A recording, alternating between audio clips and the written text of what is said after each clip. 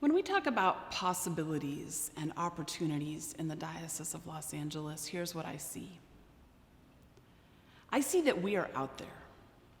We're out there in 140 plus different places on little pieces of land, usually in kind of churchy looking buildings, in real neighborhoods, in real communities where people are hungry for good news.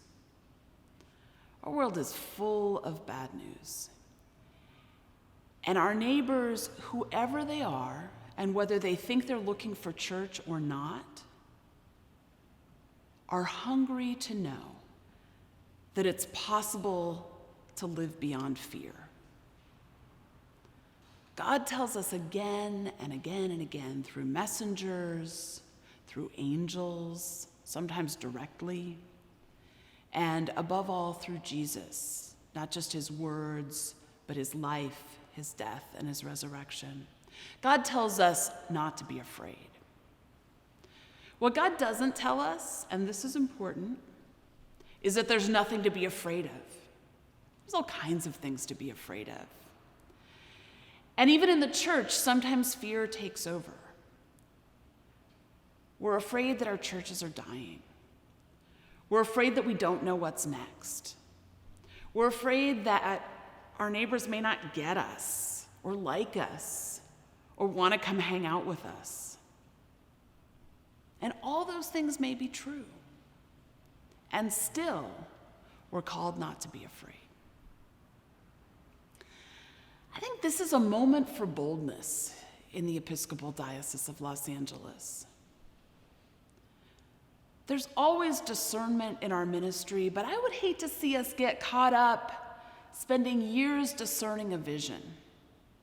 We've got a vision. We want our local churches to thrive. We want them to feed the people that are already there. We want them to connect with new people.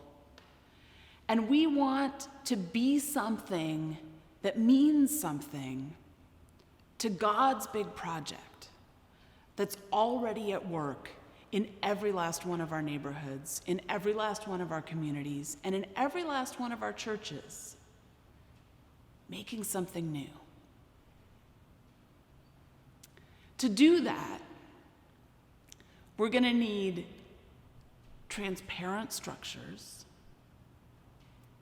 We're going to need to talk to each other honestly about what resources we have available and how we're going to use them creatively. We're going to need a strategy. And that strategy is going to have to take into account the realities of big places and small places, places at the center of the diocese, places out on the edges, places where English is the dominant language and places where it isn't. We're going to have to do a lot of scooting around to make room at the table for each other.